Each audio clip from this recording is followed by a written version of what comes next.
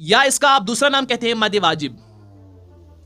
हुर्फ मद्दा के बाद अगर उसी कलमे में हमजा हो, बात आपको समझ आ रही है। सूरत नसर में क्या है कि आप वहां पर इज़ा जा नस्रुल्लाहि वल फत, इज़ा जा आप पढ़ते हैं, लेकिन यहाँ पर आप हाँ ये एक ही लफ्ज़ है, यहाँ पर दूसरा कायदा होता है जो कि आप कुरान के अंदर जहाँ पर मद मुत्तसिल का कायदा होता है वहाँ पर आप अक्सर देखेंगे ये हमजा। ठीक है। अस्सलामु अलैकुम व रहमतुल्लाहि व बरकातुहू। उम्मीद है कि आप सब खैरियत से होंगे, आफियत से होंगे।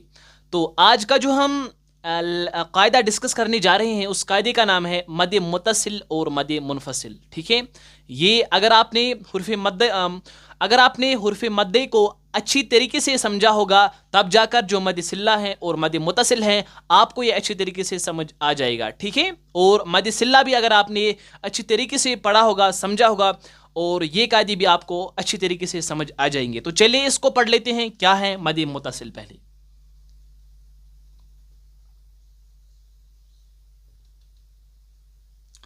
तो जो मद मुत्तसिल है इसका कायदा क्या है।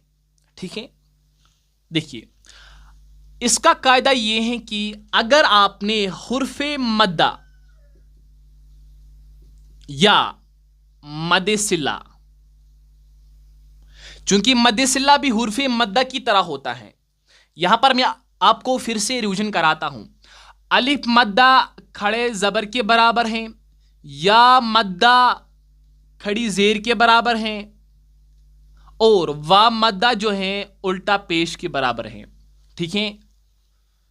जिस तरीके से हमने समझा कि हुर्फ मद्दा को किस तरीके से पढ़ा जाए उसी तरीके से मद सिल्ला को भी पढ़ना है।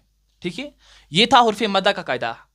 लेकिन मद मुत्तसिल का कायदा क्या है कि अगर आपने हुर्फ मद्दा के बाद हमजा, ठीक है, हमजा, अगर आपने हुर्फ मद्दा के बाद हमजा, हमजा का मतलब क्या है, या तो अलिफ के ऊपर जबर जेर पेश जज़म होगी, हमजा है, या आप इसको हमजा कहते हैं। अगर आपने हुर्फ मद्दा के बाद हमजा उसी कलमे में देखा, उसी कलमे में देखा, तब जाकर वहां पर कौन सा कायदा होता है, मद मुत्तसिल। फिर से समझिएगा कि हुर्फ मद्दा के बाद, हुर्फ मद्दा के बाद, यहां पर मैं एग्जाम्पल आपको दिखा रहा हूं, देखिएगा। बा अलिफ जबर बा हुर्फ मद्दा है, बा खड़ा जबर बा हुर्फ मद सिल्ला है। बा या जेर बी हुर्फ मद्दा है, बा खड़ी जेर बी मद सिल्ला है। बा वापेश बू हुर्फ मद्दा है, बा उल्टा पेश बू मद सिल्ला है। ठीक है। हुर्फ मद्दा है। अगर आपने कोई भी हुर्फ हो सकता है, यहां पर मैंने समझाने के लिए आपको लिया, तो आप 29 हुर्फों में यानी कोई भी हुर्फ हो सकता है। ठीक है। हुर्फ मद्दा के बाद अगर आपने हमजा, हमजा का मतलब क्या है, या तो अलिफ के ऊपर कोई भी हरकत हो सकती है या तो ये हमजा हो सकता है। ठीक है। हुर्फ मद्दा के बाद अगर उसी कलमे में हमजा हो, बात आपको समझ आ रही है। सूरत नसर में क्या है कि आप वहां पर इज़ा जा नस्रुल्लाहि वल फत, इज़ा जा आप पढ़ते हैं। सबसे पहले मैं आपको जा पर लेता हूं। जीम अलिफ जबर क्या होता है, जा। तो आप फौरन कहिएगा कि यहां पर कौन सा कायदा होता है, बोलिए अलिफ मद्दा, क्योंकि अलिफ से पहले मुतहरिक मफ्तू वाला हुर्फ है। लेकिन आप वहां फिर क्या पढ़ते हैं, इज़ा जा, इज़ा जा, इज़ा जा, हमजा जबर आ। क्या जा आ एक ही लफ्ज है, बात आपको समझ आ रही है। अगर मैं यहां पर दूसरी एग्जांपल लिखूं, वला अंतुम, यहां पर आप समझिएगा, देखिएगा, लाम अलिफ जबर क्या है, ला हुर्फ मद्दा है, आपको पता है। ठीक है। लेकिन अंतुम, यहां पर हमजा आया, लेकिन अंतुम क्या है, अलग लफ्ज है। बात आपको समझ आ रही है। वाला क्या है, एक अलग लफ्ज है। यहां पर आप नहीं देख सकते हैं, यहां पर आप नहीं पा सकते हैं लाम हुर्फ मद्दा के ऊपर उसी कलमे, हुर्फ मद्दा के बाद उसी कलमे में क्या है, हमजा है। ठीक है। चूंकि हुर्फ मद्दा के बाद दूसरे कलमे के अव्वल में यहां पर हमजा आया। ठीक है। यहां पर ये एग्जाम्पल हम एक्सेप्ट नहीं कर सकते हैं। तो चलिए वापस फिर से, तो जा का मतलब क्या है, जा हुर्फ मद्दा, हुर्फ मद्दा के बाद क्या है, उसी कलमे में क्या है, हमजा है। जा ये एक ही अल्फाज है। تو آپ نے کیا سمجھا کہ حرف مدہ کے بعد اگر آپ نے اسی کلمے میں کیا دیکھا، حمزہ دیکھا، تو وہاں پر مد متصل کا قاعدہ استعمال ہوتا ہے، مد متصل کا قاعدہ۔ اب جو یہ مد متصل، یا اس کا آپ دوسرا نام کہتے ہیں مد واجب، تو جب اس کا نام مد واجب ہے تب جا کر آپ خود ہی غور کر سکتے ہیں کہ یہ قرآن کے اندر ضروری ہم نے استعمال کرنا ہے، مد واجب ہیں۔ بات آپ کو سمجھ آ رہی ہے؟ ٹھیک ہے، تو اس کا دوسرا نام کیا ہے؟ مد واجب ہے۔ تو اس کی مقدار کتنی ہے؟ مقدار کتنی ہے؟ مقدار اس کی کتنی ہے؟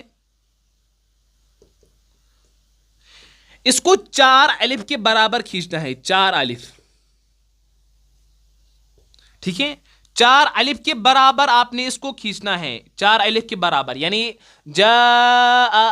اور آپ دیکھتے ہیں کہ جو مد متصل ہوتا ہے، اب اس کا سمبل آپ نے دیکھا ہوگا، یہ اس طریقے سے ہوتا ہے، ٹھیک ہے، تھوڑا موٹا ہوتا ہے، جس کو آپ مد کہتے ہیں، ٹھیک ہے۔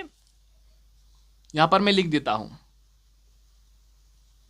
تو اس طریقے کا سمبل ہم مد متصل کے اوپر دیکھتے ہیں، ٹھیک ہے۔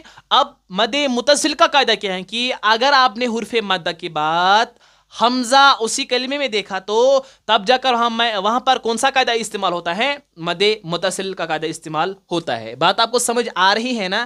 جس طریقے سے ہم پڑھتے ہیں حنفاء،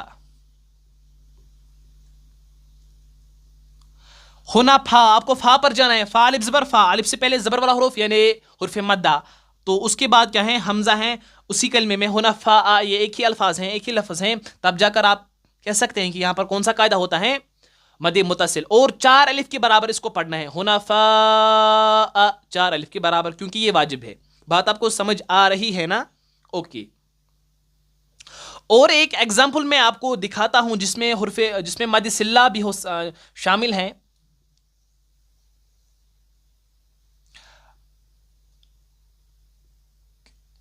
تو آپ نے دیکھا ہوگا کہ ملائکۃ، یہاں پر بھی مد متصل کا قاعدہ استعمال ہوتا ہے۔ کیوں؟ کیونکہ لام کھڑا زبر لا، جو کھڑا زبر ہوتا ہے یہ الف مدہ کے برابر ہوتا ہے، الف مدہ کے برابر ہوتا ہے، یعنی حرف مدہ ہے۔ حرف مدہ کے بعد کیا ہے؟ اسی کلمے میں کیا ہے؟ یہ ایک ہی کلمہ ہے، اسی کلمے میں کیا ہے؟ حمزہ ہے، تو ملائکۃ، تو یہ یہاں پر کون سا قاعدہ استعمال ہوتا ہے؟ مد متصل، چونکہ اس کو 4 الف کے برابر آپ کو کھینچ کر پڑھنا ہے، مد متصل اسی کو ہم کہتے ہیں 4 الف کے بعد، کیونکہ یہ واجب ہے۔ بات آپ کو سمجھ آ رہی ہے؟ تو پھر سے میں آپ کو کہتا ہوں کہ مد متصل کا یہ قاعدہ ہے کہ اگر آپ نے حرف مدہ کے بعد، یا آپ کہتے ہیں کہ مد سلہ کے بعد، کیونکہ مد سلہ بھی حرف مدہ کے برابر ہوتا ہے، اگر آپ نے حرف مدہ کے بعد حمزہ اسی کلمے میں دیکھا، حمزہ اسی کلمے میں دیکھا، تب جا کر آپ کہہ سکتے ہیں کہ یہاں پر کون سا قاعدہ استعمال ہوتا ہے؟ حرف مدہ کا قاعدہ استعمال ہوتا ہے، جو کہ مد واجب ہے، اس کو 4 الف کے برابر کھینچ کر پڑھنا ہے، ٹھیک ہے، چونکہ یہ واجب ہے۔ اگر آپ نے اس کو 4 الف کے برابر نہیں پڑھا تب جا کر آپ گنہگار ہو سکتے ہیں، ٹھیک ہے۔ تو اکثر ہم دیکھتے ہیں، ایک اور پوائنٹ، اکثر ہم دیکھتے ہیں کہ اس طریقے کا حمزہ جو ہے یہ مد متصل میں نہیں ہوتا ہے، لیکن ایکسیپشن ایک کیس ہے، ٹھیک ہے، وہ کیا ہے؟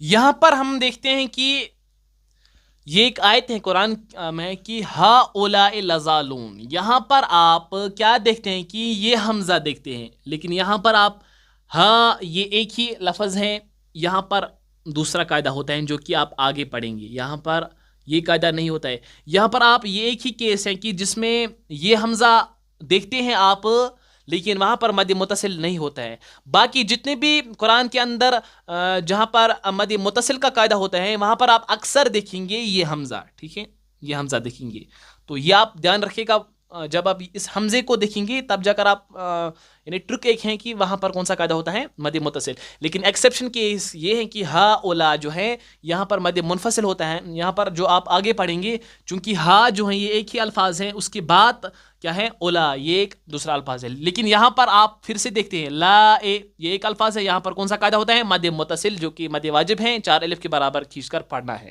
ٹھیک ہے۔ تو یہ آپ دھیان رکھیے گا، تو یہ تھا مد متصل کا قاعدہ۔